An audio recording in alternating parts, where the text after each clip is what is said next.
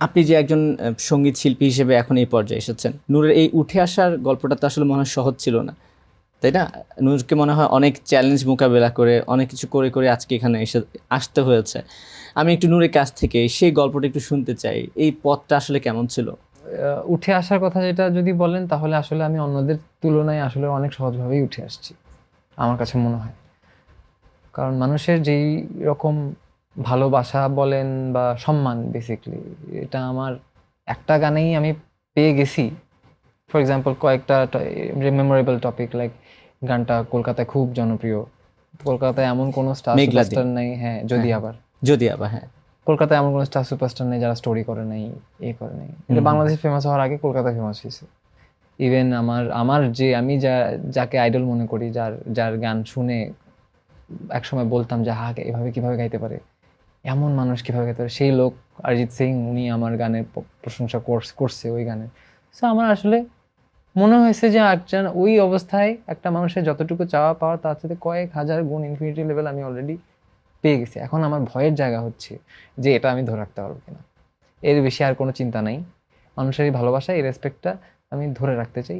এইটুকুই চিন্তা ভাবনা। আর উঠে আসার কথা বলতে যেহেতু বললেন, তো যতটুকুই আমি করছি এটা খুব অল্প সময়ে আমি পেয়ে গেছি।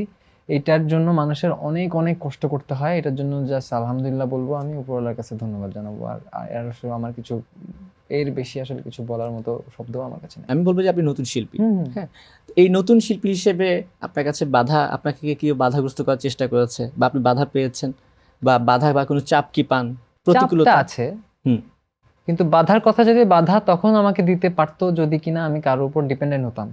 হুম, যেহেতু গান লিখিও আমি, সুরও করি আমি, অ্যারেঞ্জ করতেছি আমার ব্যান্ড মেম্বাররা মিলায়ে, ভিডিও করতেছি। দেখা যদি আবার ভিডিও ইভেন আমরা করছি। খুব একটা আহামরি মিউজিক ভিডিও না কিন্তু। হুম, আমার হুম, কোনো মিউজিক ভিডিও আহামরি কোনো কিছু না। খুব সিম্পল, কোনো আহামরি এক্সট্রা কালার নাই। ইভেন যদি আবার কিন্তু মজার কথা বলি, যদি আবারের এডিটের ক্লিপ অ্যাডগুলা আমি কিন্তু এডিটরকে না দিয়ে প্রায় 36 ঘন্টা আমি ঘুমাই নাই। টানা করছি। কয়েক হাজারবার যদি আবার আমার কানে বাজছে, আমার ইচ্ছা হয়েছে আমি এই ক্লিপটা দিব, আমি দিছি। কোনো কালারও অ্যাড করতে নেই। ওরা ১ম এ কালারিং করতে চাইছিলাম, বলছে আমার মনে হচ্ছে না এই গানে কালার হওয়া উচিত। আমার মনে হচ্ছে এটা সিম্পল থাকা উচিত। এটা মিউজিক ভিডিও না হয়ে একটা স্মৃতিচারণ হইতে পারে। ফেসবুকে আমরা মাঝে মধ্যে যেরকম করি যে ৫ বছর আগের ছবি আসছে শেয়ার করে দেই। হুম, হুম, মেমোরি হ্যাঁ, শেয়ার মেমোরি। তো যেটাকে ওটা বলে। তো আমরা খুব আহামরি সুন্দর কিনা, এডিট হলো কিনা ওটা না। ওটা আমার কাছে মোমেন্টটা আমাদের কাছে গুরুত্বপূর্ণ। ওই ছবিটা কতটা স্মার্ট দেখাইলো।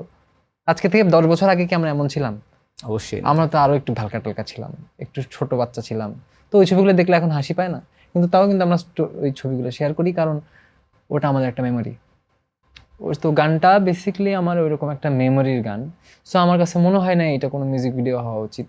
এজন্য আমি ওভাবে আপলোড দিয়ে দিয়েছিলাম। কিন্তু তাও তো গানটা মানুষ ভালোবাসছে।